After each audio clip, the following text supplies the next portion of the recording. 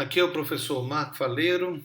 Que a paz do Senhor esteja com cada aluno da Logos Ensino Superior de Teologia. Nós estamos a estudar a disciplina Introdução à Bíblia.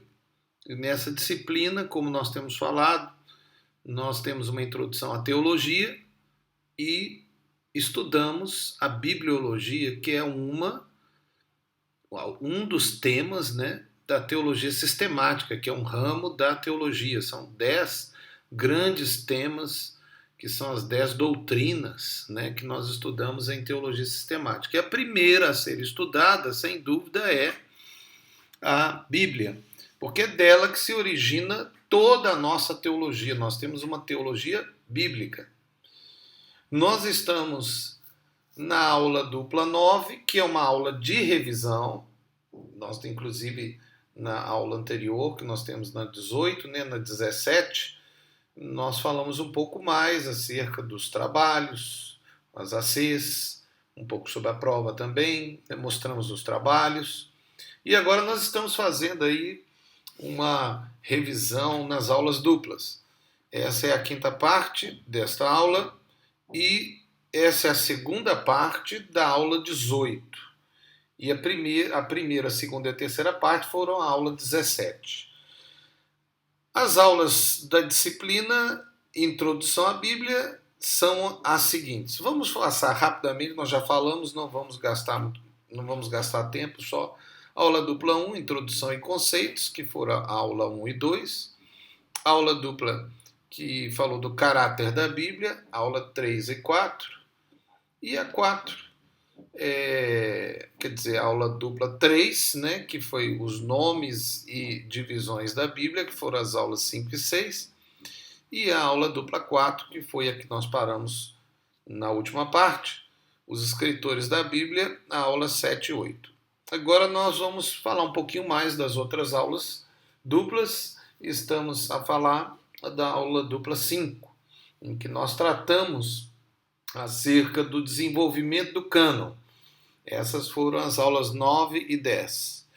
Bom, o desenvolvimento do cânon, então, nós vimos como que a igreja olhou para trás e viu os escritos que tinham sido feitos, primeiro, por Israel, né? A escola rabínica, ela havia, de uma forma muito especial, especificamente com Esdras, depois da volta de Babilônia, né?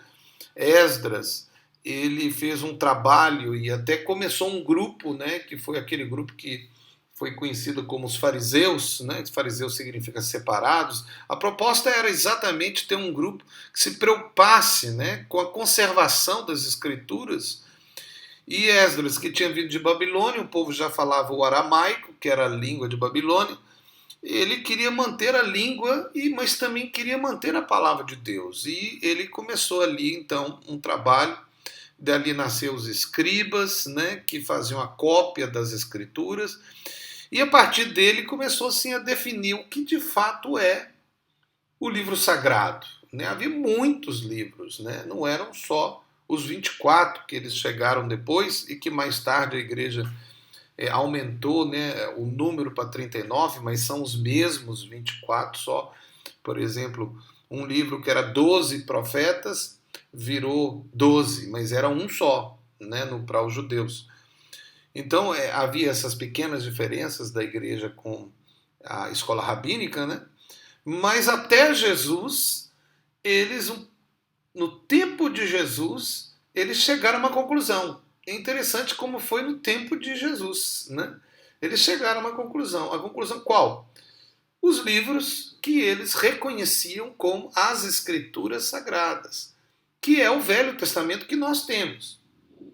O problema que nós temos aí com o Velho Testamento é aquele que nós tratamos, que é a Septuaginta, né? Que foi aquela tradução feita a pedido de Alexandre o Grande no período do domínio grego, né? Em que foi feita aquela biblioteca em Alexandria, né? Alexandria, que foi uma cidade feita por Alexandre. E então ele queria todos os grandes livros, ele pediu para traduzir a Bíblia também. Aí tem aquela história dos 70, né, na cela, nós já falamos sobre isso. Mas o fato é que fizeram uma tradução. Mas quando fizeram a tradução, não consideraram exatamente aquilo que os rabinos tinham decidido, porque não tinha sido decidido ainda de fato que eram os livros. Havia muita discussão na escola rabínica quais de fato eram os livros sagrados. A Torá, que são os 5 primeiros livros, era indiscutível. Esse era o livro de Moisés, esse não tinha discussão. Mas fora eles, tinha vários outros livros, Josué, Juízes, Ruth, Esther, né? Os livros poéticos, como Salmos, muitos Salmos tinha, né? Provérbios, tinham muitos, Eclesiastes, os livros dos profetas, vários livros de profetas. Então, qual que era? Tinha muitos livros, né? Nós até levantamos essa questão com os chamados livros apócrifos, né, que eram muitos livros no Velho Testamento, inclusive foram descobertos naquela descoberta do Mar Morto, né, descobriram muitos mais, né. Mas o mais interessante é que no tempo de Jesus eles chegaram a uma conclusão: esta é a palavra de Deus, o Velho Testamento, que é esse que está conosco.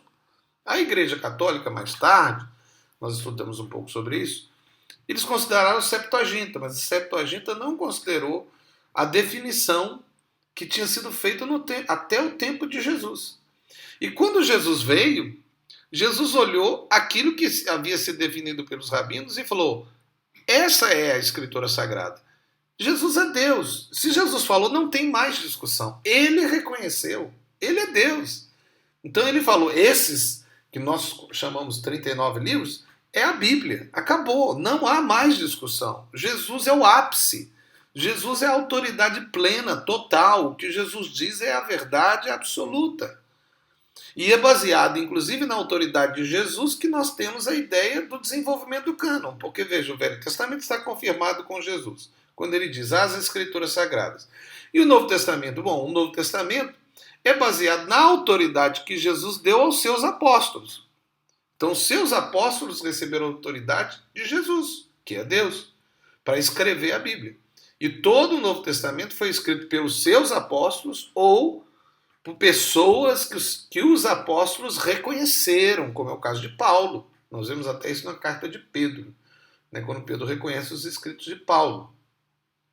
E também a própria história da igreja mostra o reconhecimento dos outros pelos apóstolos que já utilizavam os textos, como o de Lucas, né, que tinha Atos e o Evangelho de Lucas, né? E Marcos, que, pelo que tudo indica, foi até o Evangelho de Pedro. Bom, mas nós já falamos sobre isso. Vamos seguir em frente. O desenvolvimento foi feito anos e anos, né, até que a igreja chegasse ao ponto de reconhecer os 66 livros, mas nós estudamos isso, veja aí no seu fascículo. Depois disso, nós temos então a aula dupla 6, em que nós estudamos a natureza da inspiração. São as aulas 11 e 12. Ali, então, nós estudamos de fato o que é inspiração, né? Porque para a Bíblia ter autoridade e ser chamada de palavra de Deus, ela tem que ter vindo de Deus. E como ela veio? Bom, ela veio, conforme os estudos da própria igreja, é isso que nós chamamos de teologia, ela veio por meio de inspiração, né? Até nós já usamos essa ideia do inspirar, que é como respirar, né? Você inspira e expira, né? Então, o Espírito Santo, que já significa em hebraico ruá, que é sopro, e em grego pneuma, que é sopro, é vento, né? A ideia de espírito é vento. Tanto é que Deus soprou em Adão e o homem se tornou alma vivente. Ele recebeu o Espírito, a vida vindo de Deus. Mas veja, o Espírito é que inspirou os escritores, que nós já tratamos em outra aula, né?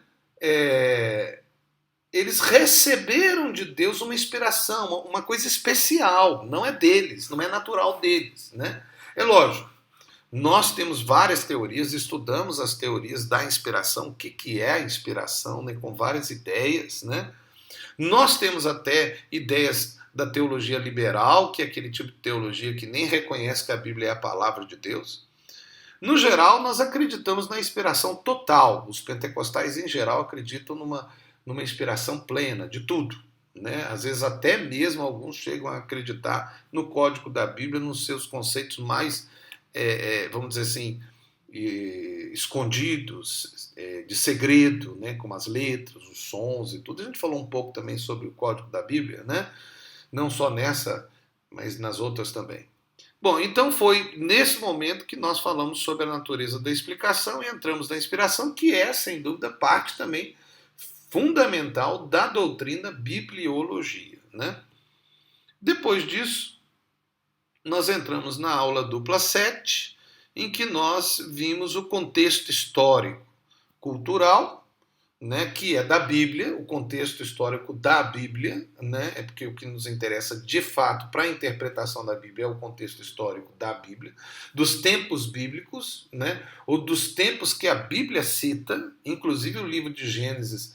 É lógico que o livro de Gênesis fala muito mais, né, porque fala também dos tempos antes de Moisés, desde Adão, né, mas tudo isso pode ser estudado para ter uma compreensão melhor das Escrituras. E dentro disso, nós vimos a questão da simbologia bíblica, né, que é a comunicação de Deus, mas também é a comunicação humana, porque a comunicação que Deus faz ao homem tem que ser uma comunicação antrópica, ou seja, uma comunicação que o homem entende, né? Antropos é homem, né? Então, comunicação para o homem, né? Ele precisa de compreender para poder aplicar de uma forma prática, porque isso, o objetivo da Bíblia é ela ser prática, nos levar a Deus, a ter um relacionamento com Deus, né? Então, nessa aula, a gente tratou bastante sobre essa questão do contexto histórico, né? Que, inclusive, com a sua proposta, né, de que o contexto pode ser parte até da inspiração, e a simbologia, em todo o seu conceito de simbologia, né? Todas as propostas de simbologia, inclusive do próprio código da Bíblia, né? Como uma coisa um pouco mais ampla, né? Em que símbolos não são só palavras, mas podem ser sons, podem ser letras, podem ser números, podem ser quantidades, podem ser nomes, pode ser personagens, pode ser histórias, parábolas, né? Tudo isso é uma maneira de Deus alcançar e chegar a explicar ao homem aquilo que é a sua própria revelação.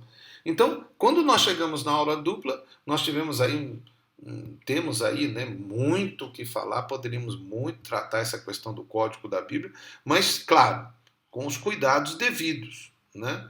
Porque muitas vezes alguns querem entrar no código da Bíblia e entram até um certo misticismo e até mesmo em magia, né?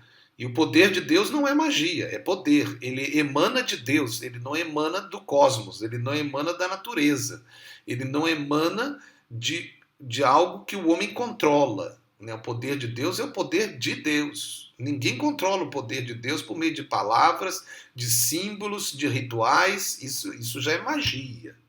Deus não é controlável. Deus é todo-poderoso. Né? Ninguém controla Deus, nem com uma palavra. Né? Então isso tem que se tomar muito cuidado para não se entrar num ambiente que vocês vão estudar um pouquinho mais à frente, que é o ambiente da apologética, mais especificamente das religiões comparadas. Bom, nós vamos continuar, vamos fazer a última parte agora para terminar esse resumo, mas fique aí com a aula dupla 7 e daqui a pouco nós entramos de novo com a aula dupla 8, 9 e 10, ok? Então, até daqui a pouco.